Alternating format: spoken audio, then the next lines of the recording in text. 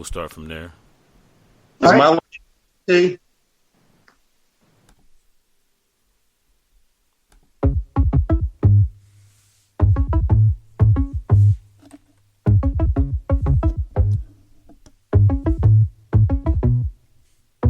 Take me from my love, I mind. I was born with a vision, I was born for my time. Cut from the earth, I aligned. I was born with a mental haze of 7 years alive. I was never lost, I stayed kind. How's everybody doing? In the fire with my father, we got a new podcast called Arcade Cabinet, where we talk about retro video games and games of today.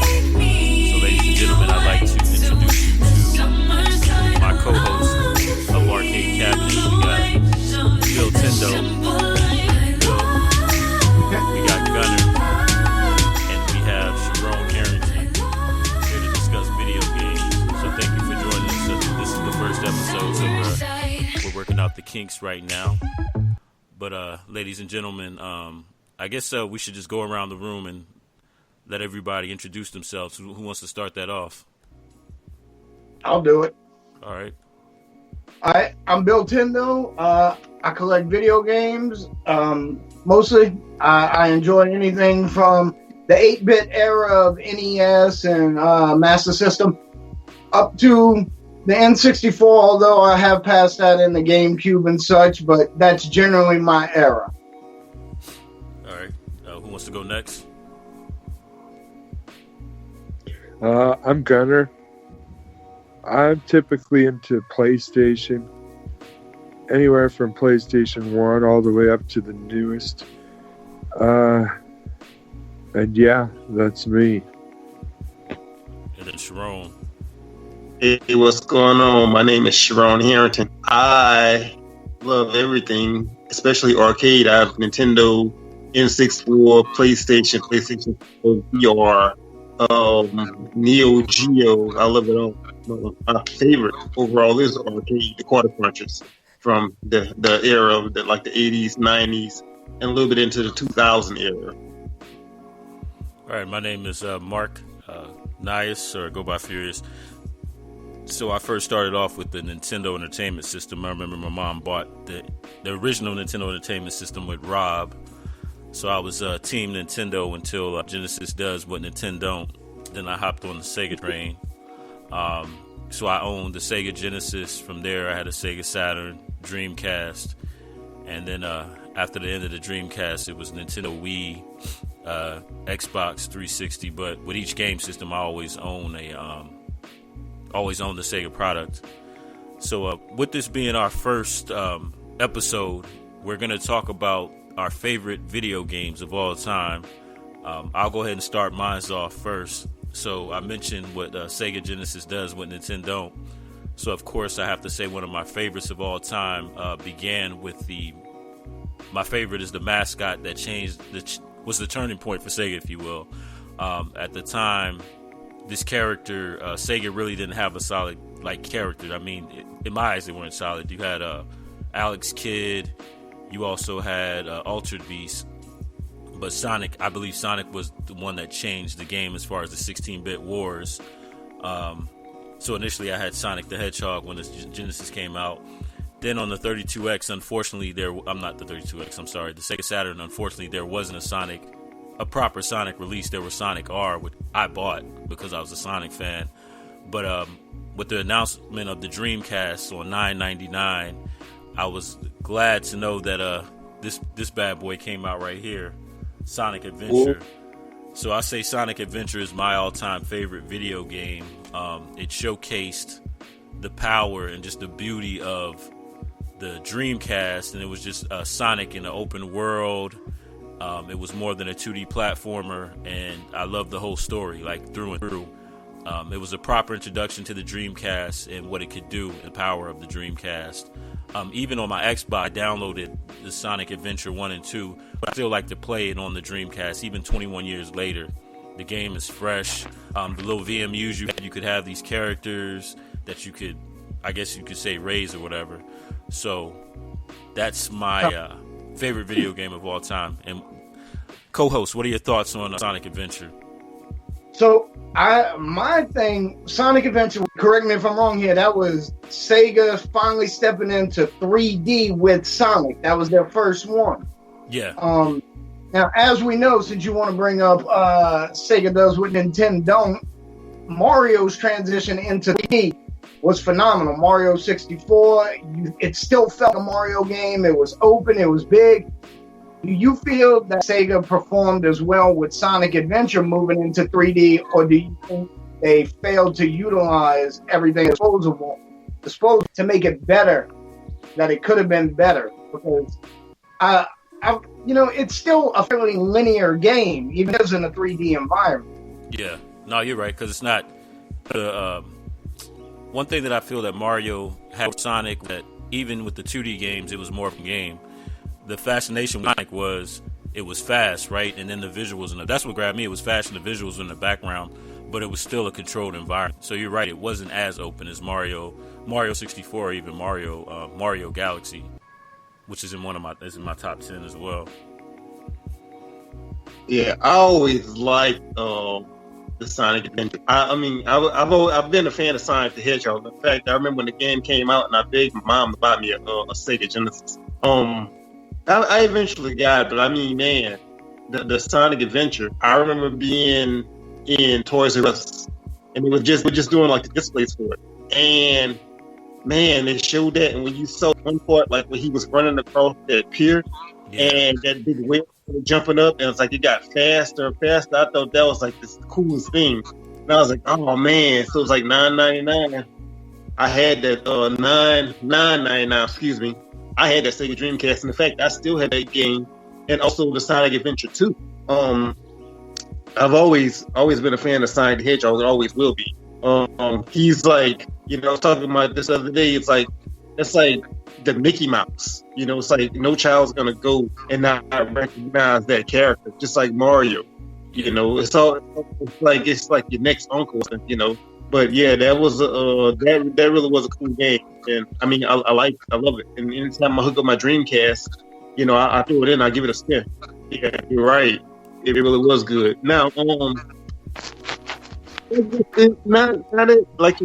not as open world as Mario Galaxy, but I mean, it still did its thing, and it represented the system, at the time that it came out.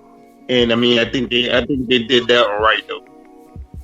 And Gunnar, what are your thoughts on Sonic? You know what? I've never played Sonic Adventure 1 or 2, actually. Okay. Never played either of them. All right. Well, that's my favorite Sonic Adventure. If you haven't played it, I know they have it on the Xbox and some emulators, I guess. Till this day, I still play it, and I had to introduce my daughter to it. So who wants to go next with their all-time favorite video game? I just want to add one more thing. I have this major thing about playing games on the consoles they were designed for. I mean, if I'm playing Twilight Princess Legend of Zelda, I'm playing on the GameCube, not the Wii, because that's what it was designed for. So I know they may have Sonic Adventure on Xbox, but given the opportunity, I'm still going to pop it in my Dreamcast. Yeah, I like it. I'm the same way. I like it on my Dreamcast, even though it's polished on the Xbox. I still play it on the original Dreamcast. Exactly. I'm sorry. It's polished on the new systems, but it does actually, to me, it plays better on the DS. Because it seems to move a little quirkier on, say, the Xbox systems. I don't know why, but it was, for some reason, it plays better on the Dreamcast. All right, so let's move on to the next. Who else bring up their favorite video game of all time? I'll talk about mine. Favorite video games for me is tough because it's always changing. But the one that I always seem to go back to is the Double Dragon era. That was like the first fighting game that I learned how to play. And especially with Double Dragon 2, because it kind of brought in that 2-player simultaneous. It was just like that raw beat 'em up for the time before. I guess you can say the game. It's always been my favorite. I arcade I was always just getting quarters just to play that one game, and I downloaded it to my PlayStation 4, and I mean, that's one of my favorites. I don't know if you guys have ever played it. Come on, Double Dragon. Look, Double Dragon was for its time. It really helped usher in the beat 'em ups for at home, because before that you could only really play beat 'em up at the arcade. They didn't work too well at home. And then you got Double Dragon, and because Double Dragon popped off so hard, you ended up with Bad Dudes, Bad Street Brawlers, and everything. Yep. Streets of Rage for Genesis, everything you could think of.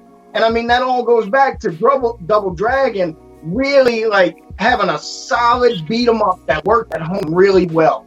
Yep. Yeah. Because correct me if I'm wrong, it was Double Dragon 2 on the Nintendo? Didn't they have two versions? They had several versions actually. Nintendo had a version.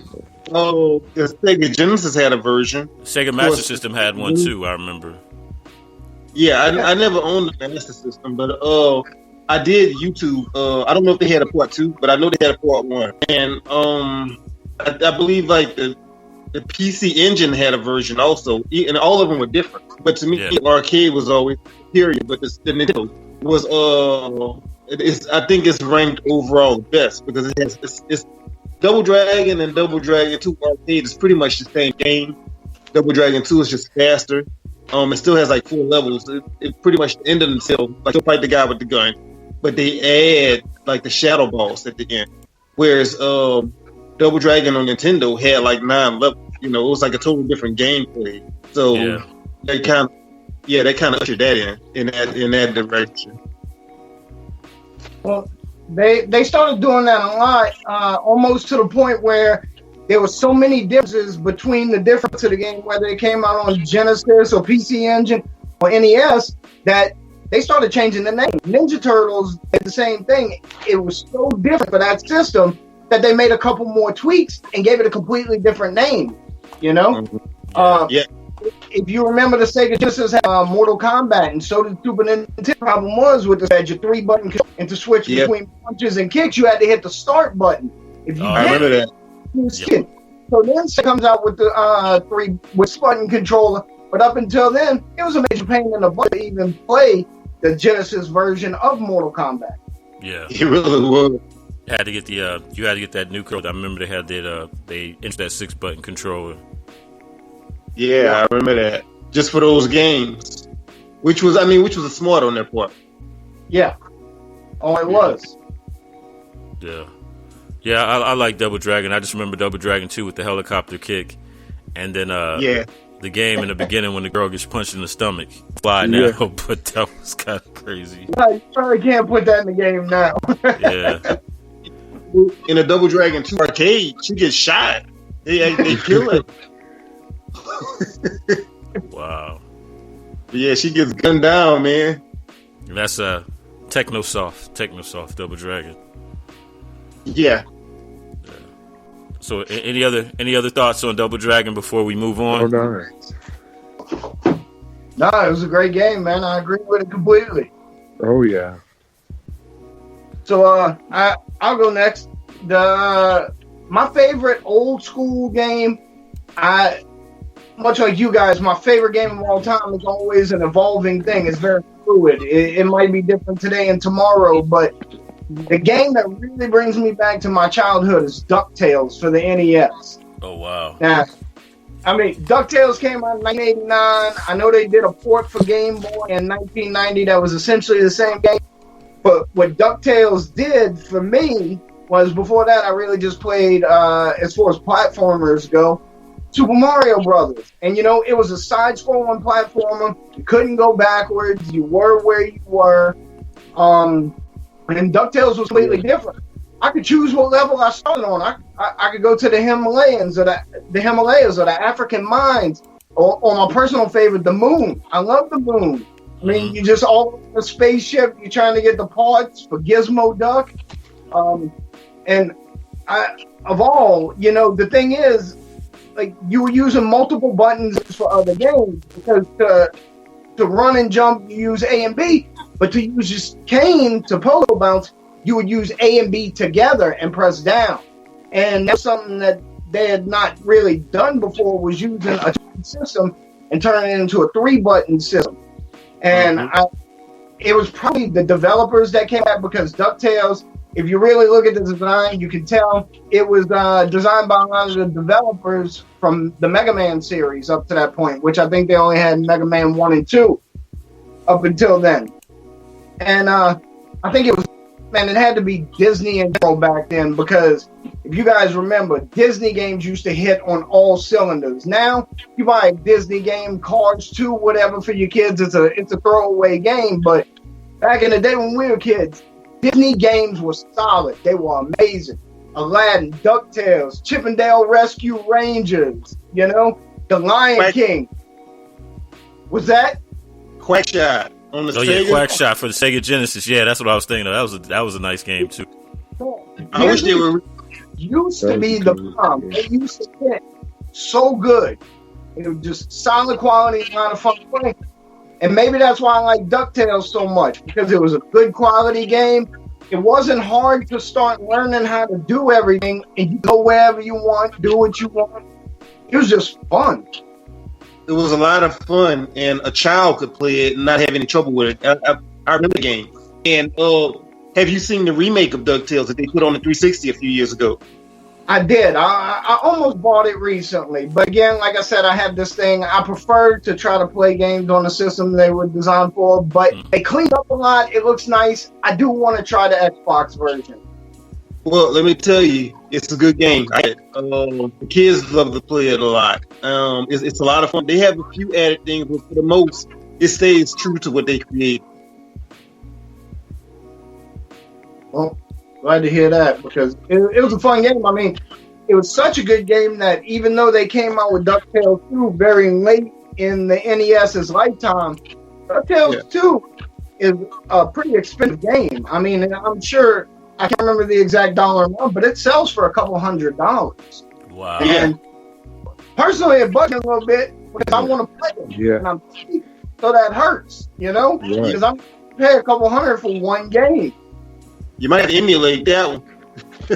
Yeah. 12,000 games on my RetroPie, and that is the one game not on there, and I was so mad. Oh man, I have that game. It's in my old work, and I've played it a little bit, but I never got into it. But I think I'm gonna swing back and give it another shot. It's so many games now. You know, it's like you don't know whether to go left or whether to go right. It's like this game is great. That one. You know, it's not like back in the day when everybody had Mario Brothers.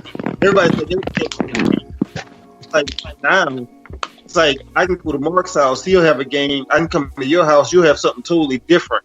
You know, and it's like it's crazy. It's so many games now. But yeah, DuckTales is good, and the soundtrack in DuckTales was awesome. That was awesome. Like that moon.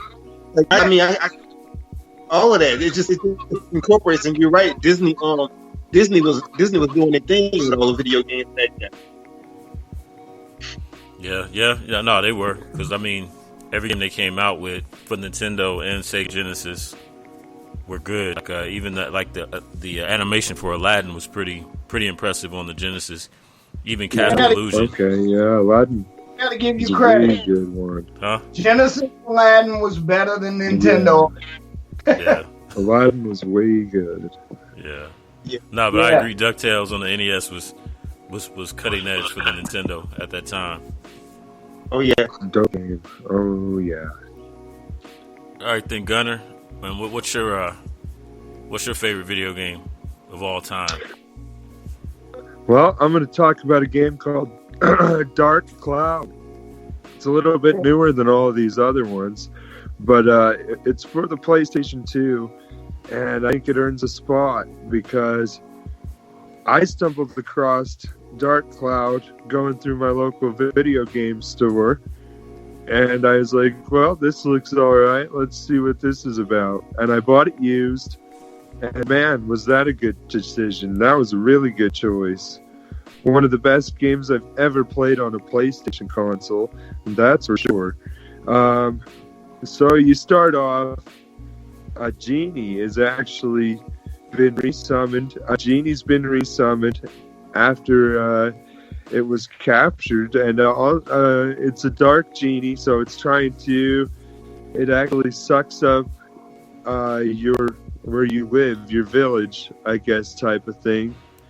In the middle of a party, you're having a party, and it sucks the village up, and then so your mission is you go and you try to rescue the villagers and the village and all the parts of the village through going through the dungeons, and there's these little balls called Alta, and you open them up, and each time you open them up, it's a different piece to complete the village to its previous state. So you just go through the dungeons, through each level, and you capture all these Alta, and you have to face a boss at the end of these dungeons to confirm the completion of the level. But so is it like a RPG? A Zelda. Oh, okay. Yeah, it's a role playing. Yeah, it's kind of like a Zelda for PlayStation. Very, very similar to the Zelda franchise. I have a tremendous amount of experience with this game, so I know why it's your number one game. I try to hype it to everybody. Even now. Dude, same though. It's a really good game. I try to tell people to play it all the time. If you haven't played it, you definitely should play this game. Okay. So, what do you think, Gunnar? Your thoughts on? Do you think the fact that you stop between dungeon missions and such to put together the particular village you're in? Yeah. Think that's distracting to the game, or do you think it adds to it? Because I've heard different people's opinion on that. I think it adds to the game. I actually like that aspect. It's one of my favorite parts of the game. I think it makes it more fun that way. I agree. I feel like it makes you feel more connected to the villagers, because what these guys don't know, because you and I played the game, is that after you put the village together, you can talk to the villagers, walk through it, and they'll ask you. Oh, right, yes. Yeah. And they have the odd gaffers, the first guy that you can buy items from. That's true. You have to rescue the guy that you can actually buy the items from. You know, it's funny because my little trick for that is every time I play, and I actually have multiple memory cards with finished games of Dark Cloud on it. When I do village, the last thing I place in that village is the odd gaffer, because if you do that, you don't have to buy anything. You can keep going to the mayor to get your free basics. Oh, okay. I didn't know that. Yes, so the last thing I place is the odd gaffer. Damn, yeah. See, I didn't know that. Billtendo representing. Right. Man, so how would you guys rank it as far as, because I'm not going to lie, I bought a PlayStation Classic, and I remember being in the Navy when I had my Saturn, and I think one of the reasons why I got rid of my Saturn, but I never followed through, was the Final Fantasy series. So through the PlayStation Classic and then getting one of those USB hacks, I've been playing Final Fantasy 7 and 8. Yeah, 7's really good. How would you, damn good game. Your favorite game? How would you rank that as far as like Final Fantasy series, and then even I guess Skies of Arcadia? I'm actually looking for that for my Dreamcast. You and me both. Final Fantasy's up there, that's for sure. I think the Final Fantasy 7 is one of the best games there ever was. Yeah, and now they actually made it look like the way we remember it. Oh, yeah, yeah. If you go back and look at it, it doesn't look like you remember it. It looks like shit, yeah. Oh, yeah. I'm not gonna lie. Like, the 32-bit era, I was actually thinking about this a couple of days ago, and I was talking to Scharonne about this.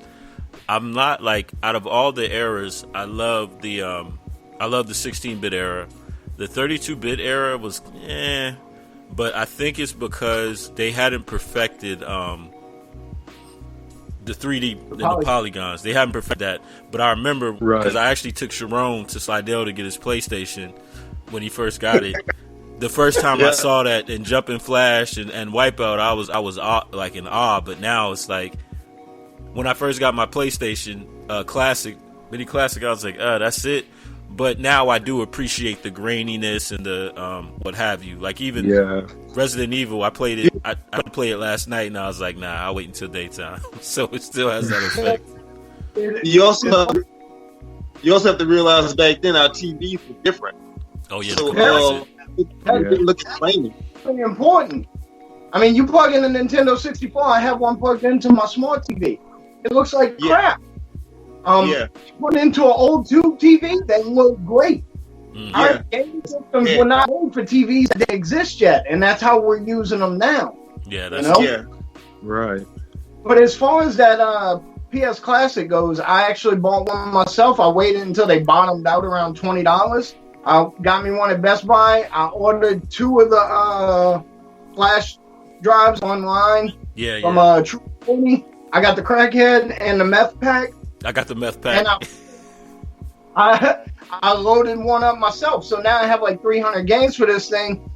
And I bought a thing from a company called 8BitDo. It plugs into the controller slot 1 and it allows you to use your PS4 controller on there. Oh, wow. So, and let me tell you, when I went back and started playing Spyro again and doing it with the controller that came with that thing, and I'm trying to play a 3D platformer with just a D-pad, I'm like, I got to figure something out. I need some thumbsticks, man. This is rough. Yeah. Yeah, because with the Mini Classic, the one thing I don't like is it doesn't have those other, what's that called? The other little knob. It was analog? Yeah, the analog thing. Yeah. But that's because the very first PlayStation 1 controller actually didn't have them. So it's actually coming with the very first one that came out. Yeah. I remember when I got that, Mark, we used to play Ridge Race all the time. You go like, hey, Scharonne, I'll come over and do some donuts. Yeah. No, I used to love that game, man. I still have that. I still have that original game when I bought it way back then in 1995. I still have it. Damn, yeah. That's always nice to have the very first one copy of that game you bought. Now I lost the system in Hurricane Katrina, so I don't have to everything in Katrina. So, but I mean, I do have a PlayStation 2, so I mean, it plays on there also. But I bought a PlayStation Classic, and I like it. It's nice. I have it hooked up in my art room. So I'm gonna ask you guys the hacks, man. I'm looking. So it looks like they have them now for the Sega Genesis Mini Classic. I've heard that too. I'm kind of tempted to get one right now, but I'm a little skeptical.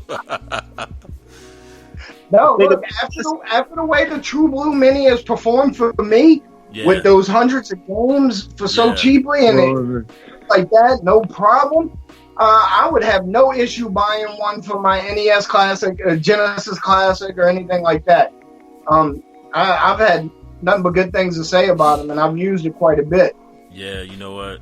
Yeah, they got this one right here. It's 813 games on Amazon for like $34. That's a deal. Yeah, and it's 23. It's 4.5 stars. Yeah, so you can't go wrong with that. Right. Oh, yeah. But so ladies and gentlemen, there you have it. Here with our group, and I'm sorry guys, I just had a major brain arcade. I don't even remember. Arcade cabinet. There we go. Sorry. Arcade cabinet. So to the listeners, if you like what we have, any suggestions you want to add to the list, but here we are now. And also, you can check us out. For now, we're going to be on Spreaker, but eventually we're going to be on Spotify, iHeartRadio, Apple Podcasts, Google Podcasts, on every platform. And then also, check us out. We're going to be as well, the audio and video, well, the video, with the audio Nious Media Roku channel. That's Nious Media Roku channel. So be sure to add us on there as well. Arcade Cabinet. So this is Mark. We have Bill, Gunner, and Scharonne signing off for the first episode of the Arcade Cabinet. Thank you for listening.